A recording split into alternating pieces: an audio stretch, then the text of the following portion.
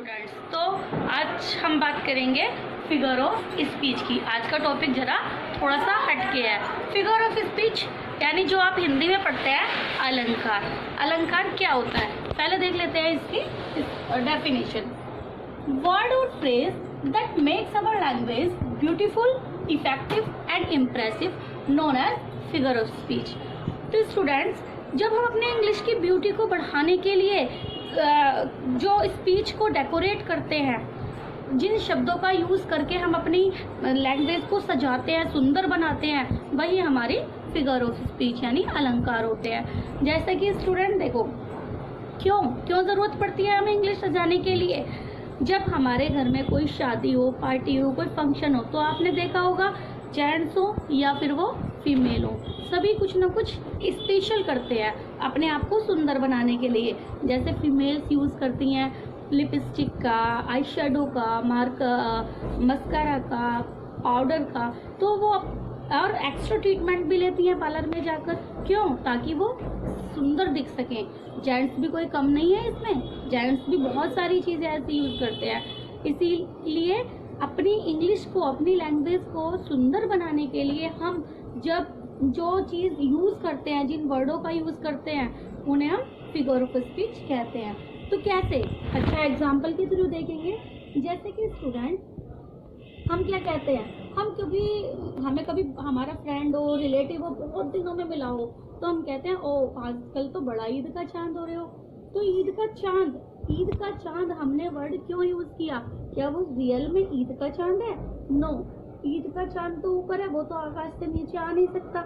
लेकिन हमने अपनी बात को सजा कर पेश किया उसके सामने, ताकि सामने वाले को अच्छा लगे, है ना।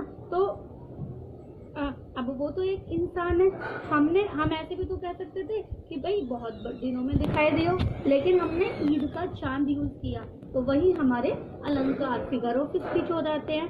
नेक्स्ट एग्जांपल देखते हैं। एक सरदार वल्लभ भाई पटेल का नाम तो सबने सुना होगा। तो सरदार वल्लभ भाई पटेल जो थे, उन्हें आयरन मैन के नाम से जाना जाता है। किस नाम से?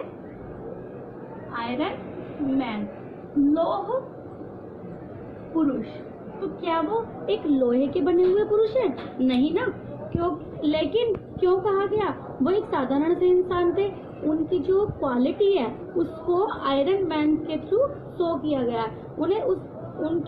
उन्हें और ज्यादा सजाकर पेश किया गया है और अच्छा उनकी क्वालिटी को स्ट्रांगली डिस्क्राइब किया गया है। तो यही हमारे होते हैं फिगर ऑफ स्पीच। तो अब हम जानेंगे फिगर ऑफ स्पीच क्या है। फर्स्ट ऑफ ऑल मैं आपसे रिक्वेस्ट करना चाहूँगी कि मैंने जितनी भी वीडियो बनाई हैं, अगर आपने देखी है तो प्लीज़, अगर आपको उसमें से कुछ भी अच्छा लगता है और पसंद आता है, तो प्लीज़ मेरे चैनल को सब्सक्राइब करें और लाइक करना ना भूलें। तो देखिए, अब हम आगे देखते हैं एग्जाम्पल के थ्रू। पहले मैं आपको बताने जा रही हूँ स्टूडेंट्स, सिमिली एंड मेटाफर। दूसरा मेटाफर, जैसा कि आपने सुना होगा उपमा अलंकार और रूपक अलंकार। तो ये जो रूपक और उपमा अलंकार यानी सिमिली और मेटाफर हैं, ये दोनों सेम सा काम करते हैं। यानी क्या सिमिली क्या वर्क करता है? Comparison between two different things. ये किसी भी दो चीज़ों की कंपैरिजन दिखाने के लिए सिमिली का यूज़ करते हैं। और यूज़ तो सेम मेटाफर का भी होता है, लेकिन मेटाफर में क्या होता है? It is condensed form in simile. ये सिमिली का छोटा रूप होता है। यानी सिमिली में क्या होता है? दो चीज़ों का डिफरेंस जो है उसमें कंपेयर की जाती है, बट रूपक में कंपेयर ना करके डायरेक्ट उसको उसका रूप दे दिया जाता है, जिसे आगे जानेंगे हम अभी। अच्छा, सिमिली को हम कैसे पहचानेंगे? सिमिली में जब हम कंपेयर करते हैं तो लाइक या एज, इनमें से कोई ना कोई वर्ड आपको ज़रूर मिलेगा। और लेकिन मेटाफर में क्या होता है? Direct form. मेटाफर में डायरेक्ट उस चीज़ का नाम दे दिया जाता है, और लाइक एज जो होते हैं इनका यूज़ नहीं होता है। तो चलो एग्जाम्पल देख लेते हैं। जैसे हमने एक बात कही, ही मूव्स स्लोली। तो हमने ये सिंपल सी बात कह दी, ही मूव्स स्लोली, वह धीरे धीरे चलता है। लेकिन हमने इसी बात को अगर ऐसे कहा, ही moves like a tortoise, यानी वो एक कछुए की तरह चलता है। तो देखो स्टूडेंट्स, यहाँ एक तो चीज़ ये हो गई और एक हो गया हमारा टॉर्टोइस। दो चीज़ों की कंपेयर हो गई, यानी कछुआ कैसे चलता है, धीरे धीरे चलता है, और वह कैसे चलता है, कछुए की तरह चलता है। तो उसकी कंपेयर करी टॉर्टोइस से, कछुए की तरह। तो यहाँ पर एक चीज़ हमने और देखी, लाइक आ गई। जब यहाँ लाइक वर्ड आ गया तो ये कौन सा अलंकार हो गया, कौन सा फिगर ऑफ स्पीच हो गया हमारा, सिमिली। मेटाफर का एग्जाम्पल देखेंगे। हमने कहा ही इज टॉर्टोइस। अब हमने यहाँ कंपेयर की, हमने क्या कहा, ही इज टॉर्टोइस, वह कछुआ है। इसका मतलब ऐसा तो नहीं है कि वो कछुआ ही बन गया, टॉर्टोइस हो गया, नहीं। उसके कहने से हमारी बात का मतलब हो जाता है कछुआ क्यों है, क्योंकि जैसे कछुआ धीरे धीरे मूव करता है, स्लोली, ऐसे ही वो भी धीरे धीरे चलता है, और उसी मूव को, उस स्लोली मूवमेंट को ही ये टॉर्टोइस वर्ड उसी को शो करता है। तो यहाँ देखो डायरेक्ट हमने उसको क्या बता दिया, टॉर्टोइस बता दिया, लेकिन यहाँ पर टॉर्टोइस से कंपेयर कर दिया। तो जब कंपेयर कर दिया तो सिमिली हो गया, लेकिन जब हमने डायरेक्ट इसे रूप दे दिया तो ये क्या हो गया, मेटाफर। और हमने सीधी सी बात कही तो इट मीन्स नथिंग। तो मैं सोच रही हूँ, आई होप ये दोनों फिगर ऑफ स्पीच तो आपको अच्छी तरह से समझ आ गए होंगे।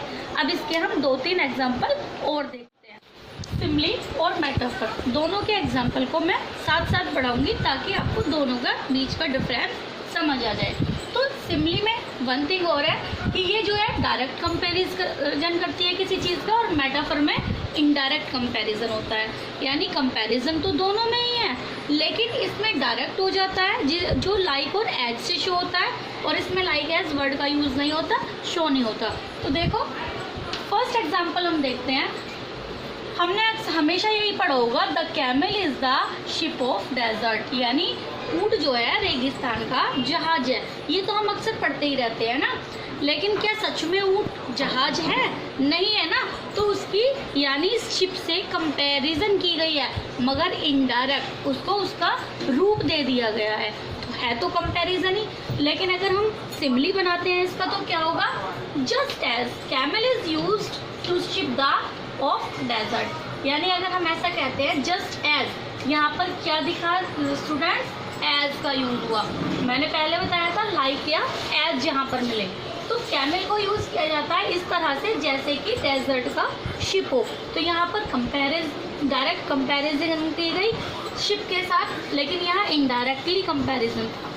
Second example, the news came like a dagger to his heart. जो न्यूज़ थी ना वो आई लाइक किस तरह से आई, अ डैगर, डैगर मीन्स होता है खंजर, टू हिज हार्ट, यानी उसने जो वो उसके पास जो वो न्यूज़ आई वो इस तरह से आई कि उसके दिल में खंजर की तरह लग गई, छुप गई। तो इसकी न्यूज़ की कंपैरिजन हुई किससे, डैगर से, खंजर से। तो यहाँ लाइक वर्ड आ गया, तो ये क्या हो गया, सिमिली हो गया। यहाँ सेकंड इसका सेम एग्जांपल देखो, news was a dagger to his heart. जब हमने इसको डायरेक्ट डैगर बता दिया, न्यूज़ जो है वो एक खंजर है उसके दिल के लिए, बात तो वही हुई, लेकिन इसको डायरेक्ट खंजर ही बता दिया। तो ये क्या हो गया, हमारा मेटाफर हो गया। My teacher is like an angel. हमने कहा कि जो मेरी टीचर है वो एक एंजल की तरह है, ठीक है, दूध की तरह है, मगर यहाँ पर क्या आ गया, लाइक। वही बात हमने यहाँ भी कही, my teacher is an angel, मेरी टीचर एक परी है। तो यहाँ तो उसने कहा परी की तरह है, और यहाँ का उसने डायरेक्ट अपनी टीचर को एंजल ही बता दिया। तो जब उसे डायरेक्ट एंजल बता दिया वो क्या बन गया, मेटाफर, और जहाँ कंपैरिजन कर दिया वो हो गया सिमिली। एक एग्जांपल और देखते हैं, he fought like an oil. वो ऐसे लड़ा लाइक जैसे कि एक शेर, यानी शेर से कंपैरिजन की गई उसकी, और लाइक आ गया यहाँ पर। तो जहाँ लाइक और एज आए वहाँ एग्जाम में कभी भी आँख बंद करके आप सिमिली फिगर ऑफ स्पीच लिख सकते हो। और यहाँ क्या क्या गया है, ही इज़ अ लोयन, यहाँ पर उसे डायरेक्ट लोयन दिया गया है। इट मीन्स जहाँ भी एक चीज़ को किसी दूसरी चीज़ का रूप डायरेक्ट उसको ये क्या दिया गया हो, ये यही है, उसका रूप दे दिया गया हो, वो मेटाफर होता है। लेकिन जहाँ लाइक और एज वर्ड का यूज़ करके उसकी कंपैरिजन कर दी गई हो, वो सिमिली कहलाता है। चाहे हमारा एलिट्रेशन फिगर ऑफ स्पीच में अनुप्रास अलंकार। तो अनुप्रास अलंकार तो आप बहुत अच्छी तरह से जानते हैं, जब एक ही जो शब्द एक ही अक्षर होता है वो बार बार रिपीट होता है, यानी इसमें रेपिटेशन होती है। कैसे? It is having the same first consonant sound. समझते हैं ऐसे कि जब बार बार लाइन में एक वर्ड का पहला अक्षर आए और सेम साउंड करे तो उसे हम एलिट्रेशन कहते हैं। एग्जाम्पल से देखो, जैसे लिटिल लक्ष्मण लाइक लॉलीपॉप, तो हमने कहा फर्स्ट कॉन्सोनेंट सेम साउंड करता हो, तो ये क्या है? एल, ले की साउंड कर रहा है, इसमें भी एल है, ले की साउंड, इसमें भी एल है, ले की साउंड, और इसमें भी क्या है? एल, ले की साउंड। यानी लिटिल लक्ष्मण लाइक्स लॉलीपॉप। सभी वर्ड्स का जो फर्स्ट लेटर है ये सेम कॉन्सोनेंट, और ये क्या है? कॉन्सोनेंट है, सेम साउंड कर रहा है एल की, तो ये क्या हो जाएगा हमारा? Alliteration. Second, my dear deer is dear. देखो, my dear deer is dear, यानी डी डी डी, सुनने में सेम लग रहा है, लेकिन यह क्या है? माय डियर, मेरा प्यारा, डियर हिरण, डियर बहुत प्यारा है, यानी हमने क्या कहा? मेरा जो हिरण है वो बहुत प्यारा है। तो यहाँ भी डी साउंड, यहाँ भी डी साउंड और यहाँ भी डी साउंड, यह क्या हो गया? Alliteration. Next, ship should slip in a shade. S sound, S sound, S sound, then फिर अगेन एस साउंड, तो ये सेम कॉन्सोनेंट साउंड है, ये क्या हो जाएगा? Alliteration. Next, big black bug black bug big black bear, यानी B sound, B sound, B sound, B sound, B sound and again B sound. इनमें बी साउंड होगी तो ये क्या हो गया? एलिट्रेशन। यानी जब एक ही कॉन्सोनेंट साउंड हर बीच बीच में वर्ड्स का जब हमें बार बार सेम कॉन्सोनेंट वर्ड मिलता है, लेटर मिलता है और सेम साउंड होती है, तो वो हमारा एलिट्रेशन बोल, यानी अतिशयोक्ति अलंकार। It uses extreme exaggerations to make a point और शो एम्फेसिस। मतलब स्टूडेंट्स, जब हम अपनी बात को अपनी पावर से हटके, अपनी स्ट्रेंथ से ज़्यादा हम कोई ऐसी बात कहते हैं, बहुत बड़ा चढ़ाकर बोलते हैं, कहते हैं ना कि मतलब अपनी चीज़ को इस तरह से दूसरे के सामने रखते हैं कि वो हमारी स्ट्रेंथ से, हमारी ताकत से बाहर होती है, तब वहाँ पर हाइपरबोल होता है। तो एग्जांपल देखते हैं। I am so tired, I could sleep for a year. यानी इसमें क्या कहा गया कि मैं इतना थका हुआ हूँ, इतना टायर्ड हूँ कि मैं 1 साल तक सो सकता हूँ। तो क्या आप 1 साल तक सो सकते हैं?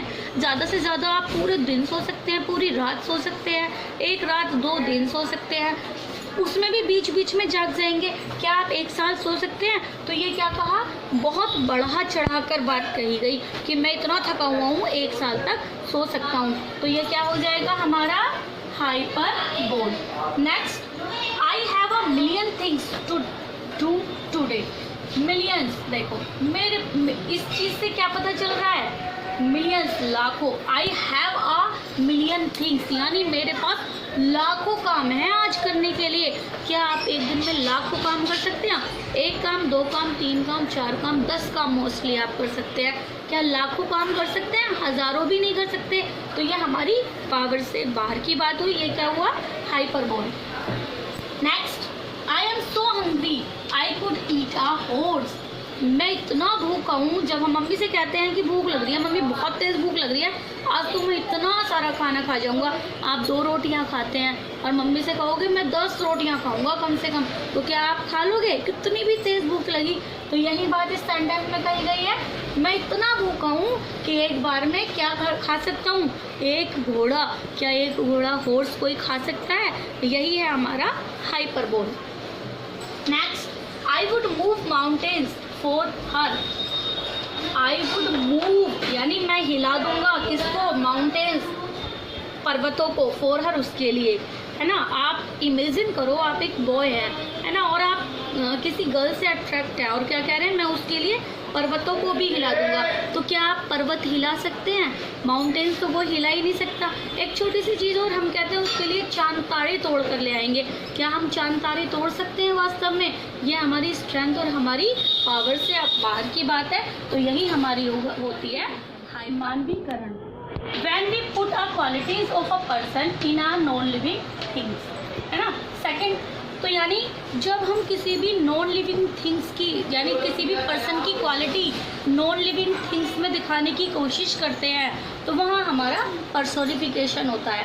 इसकी सेकंड डेफिनेशन भी और देख लेते हैं। When an animal, bird, ideas or an object is seen in human terms, यानी जब कोई जानवर हो, पक्षी हो, कोई हमारा कोई आइडिया, जो विचार होते हैं हमारे किसी, या कोई नॉन लिविंग थिंग्स हो, और उसको हम ये दिखाने की कोशिश करते हैं वो अपनी बातों के थ्रू कि वो एक ह्यूमन बीइंग की तरह काम करता है, वही हमारा पर्सोनिफिकेशन होता है। तो एग्जाम्पल के थ्रू देखते हैं।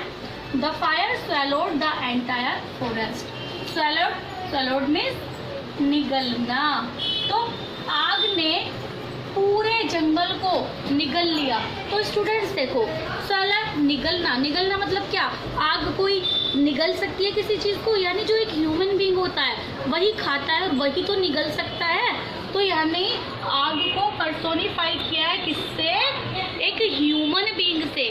आग को आप बताया कि वो पूरे जंगल को निगल गई, तो वो कोई इंसान, कोई ह्यूमन बीइंग तो है नहीं कि वो निगल जाए। Next, the sun smiled the angry clouds. Sun जो है वो स्माइल, तो स्माइल करने का काम कौन करता है? एक ह्यूमन बीइंग करते हैं। तो सन तो नहीं है ना, सन तो यहाँ पर एंग्री क्लाउड्स पर स्माइल किया किसने? सन ने। तो यानी सन को क्या शो किया गया? एक ह्यूमन बीइंग की तरह से। तो ये हो जाता है हमारा personification. Next, moon smile. Again वही एग्जाम्पल आ जाता है, मून को भी ह्यूमन बीइंग में शो किया गया है। नेक्स्ट देखो, वाइंड हाउल्ड इन नाइट। हवा जो है रात में, हॉल्ड में लंबी लंबी आवाजें निकालना। तो आवाजें कौन करता है? एक ह्यूमन बीइंग आवाज करता है ना। बच्चा रोए, इंसान रोए, एनिमल जानवर रोए, तो आवाज कौन करता है? एक ह्यूमन बीइंग।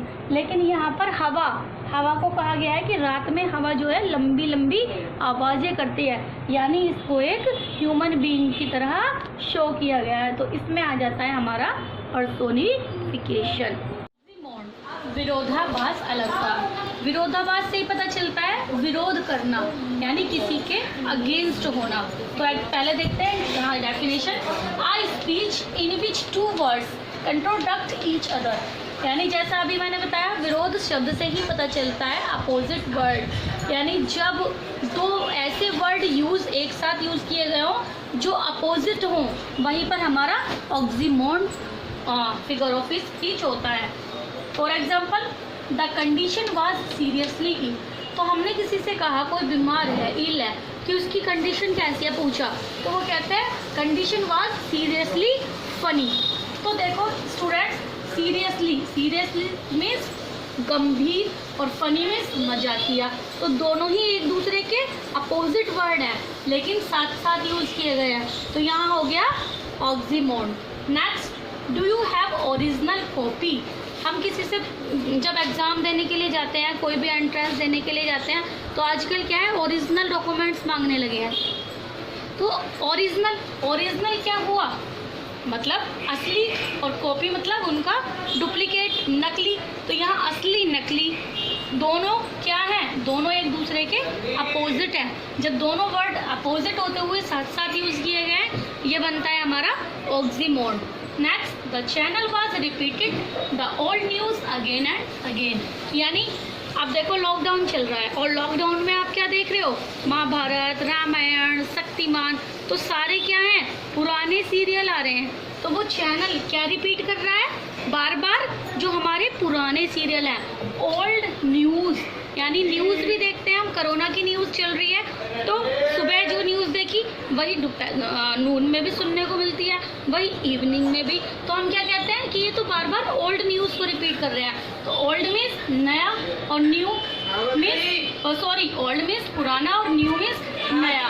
तो अगर ऐसा हटा दिया जाए तो देखो ये दोनों एक दूसरे के अपोजिट है। तो यही हमारा कहलाता है यूफेमिज्म, यानी मंगलवाचक। तो यूफेमिज्म क्या होता है? An indirect word or expression that we use instead of a more direct one when you are talking about something that is unpleasant. तो स्टूडेंट्स देखो, जब हम कोई ऐसी बात करते हैं, यानी हमें किसी से कोई बात कहनी है और वो गलत बात है, और अगर हम उसे डायरेक्ट वे में कहते हैं तो उसे ऐसा लगता है मान लो डायरेक्ट कहेंगे तो बुरा लग जाएगा। लेकिन उन्हीं चीज़ों को, शब्दों को अगर हम घुमा फिरा कर कहते हैं कि बात हमारी उस तक पहुंच भी गई और उसे बुरा भी नहीं लगा, तब हम यूज़ करते हैं हमारा यूफेमिज्म का। कैसे? जैसे ये कहा हिज मदर डाइड, उसकी माँ मर गई, तो थोड़ा गंदा सा, अटपटा सा, मतलब भद्दा सा लगा। लेकिन इसी की जगह अगर हमने कहा हिज मदर पास्ड अवे, कि उसकी माँ जो है वो गुजर गई हैं, अब नहीं रही हैं, तो थोड़ा मतलब जो अनप्लीजेंट थिंग है उसे हम प्लीजेंट मैनर में थोड़ा नरमी से पेश कर रहे हैं, शब्दों को घुमाकर। Next, he was unemployed. अगर हम कहते हैं कि वो तो बेरोजगार है, बेरोजगार उसे बुरा भी लग सकता है, किसी को कहा ये तो बेरोजगार है, काम का ही नहीं है किसी का। लेकिन इसी चीज़ को हमने क्या कहा? He was in between jobs, वो मतलब उसके पास अभी कोई काम तो नहीं है, बिटवीन जॉब्स है, वो अभी नौकरी ढूंढ रहा है, उसकी तलाश में है। तो तब ये उसे थोड़ा बुरा भी नहीं लगेगा और पता भी चल जाएगा कि उसके पास कोई काम नहीं है। Next, you are a liar. अगर हमने किसी से डायरेक्ट कह दिया कि तुम तो झूठे हो भाई, तो क्या होगा? उसे बुरा लगेगा और उससे फाइटिंग शुरू हो जाएगी। मगर हमें उसे ये भी कहना है कि तुम झूठ बोल रहे हो, और ऐसे भी कहना है कि उसे बुरा ना लगे। तो हम क्या कहेंगे? Don't tell me a fairy tale, यानी मुझे परियों की कहानी मत सुनाओ। इट मीन्स तुम जो कह रहे हो वो सरासर झूठ है। तो हमने उसे प्लीजेंट वे में कहा, अनप्लीजेंट थिंग को, तो यह हो गया हमारा यूफेमिज्म। Next, he failed. हमने डायरेक्ट कह दिया कि वो तो फेल हो गया, तो वो तो किसी काम में सफल ही नहीं है, तो एकदम से उसके दिल को लगेगी, बुरा लगेगा। लेकिन हमने उसी बात को कहा he could not make it, चलो कोई बात नहीं, ये इस चीज़ को नहीं कर सका। यानी हमने डायरेक्ट ये भी कह दिया कि वो फेल है, मगर क्या कहा? प्लीजेंट वे में कहा। तो यही हमारा हुआ यूफिशन, यानी पुनरावृत्ति। It repeats the same words और phrase a few times to make an ideas clear और memorable। यानी जब एक ही वर्ड्स हमारे आइडियाज़ को और ज़्यादा क्लियर करने के लिए और मेमोरेबल बनाने के लिए वर्ड बार बार यूज़ किया जाता है, वो हमारी रेपिटेशन कहा जाता है। रेपिटेशन मतलब बार बार दोहराना। एग्जाम्पल देखते हैं। If you think you can do it, you can do it. तो यहाँ का क्या गया है? इफ़ यू थिंक, अगर आप ऐसा सोचते हो, you can do it, again you का यूज़ किया गया तो कि तुम कर सकते हो, यू कैन डू इट, तो तुम इसे कर सकते हो। यू को बार बार रिपीट किया गया है, और यही जो रिपीट वर्ड्स है अगेन एंड अगेन, ऐसे तो यहाँ कैन भी रिपीट किया गया है, डू भी, लेकिन यू को देखो बार बार रिपीट किया गया है, तो ये हमारा रेपिटेशन होगा। Next, the president said that work and work leads success. इसका मतलब क्या है? प्रेसिडेंट ने कहा कि जो काम है, काम करो, और काम क्या करता है? सफलता को लीड करता है। यानी उन्होंने वर्क वर्ड को बार बार से रिपीट किया है, यही हमारा रिपीटेशन फिगर ऑफ स्पीच कहता है। लास्ट हम देखेंगे इमेजरी। इमेजरी के नाम से जैसे कल्पदृष्टि, यानी जब हम इमेजिन करते हैं, किसी चीज़ की कल्पना करते हैं, वही हमारा इमेजरी फिगर ऑफ स्पीच के अंतर्गत आता है। This is use to represent, ये किस चीज़ को रिप्रेजेंट करने के काम में प्रयोग में किया जाता है? Objects, action and ideas in such a way that is appeals to our physical sense. यानी किसी भी ऑब्जेक्ट को, एक्शन को और आइडिया को हमारे फिजिकल सेंस की में अपील करने के लिए इस इमेजरी का यूज़ किया जाता है। देखते हैं एग्जाम्पल के through. It was dark and dim in the forest, यानी जंगल में क्या था, अंधेरा था और बिल्कुल डिम, रोशनी जो थी बिल्कुल नामात्र थी। तो ये हमने एक इमेजिन किया अंधेरे को, तो यहाँ इमेजरी, इसको अंधेरे को, डार्कनेस को हमने इमेजिन किया डार्क और डिम में।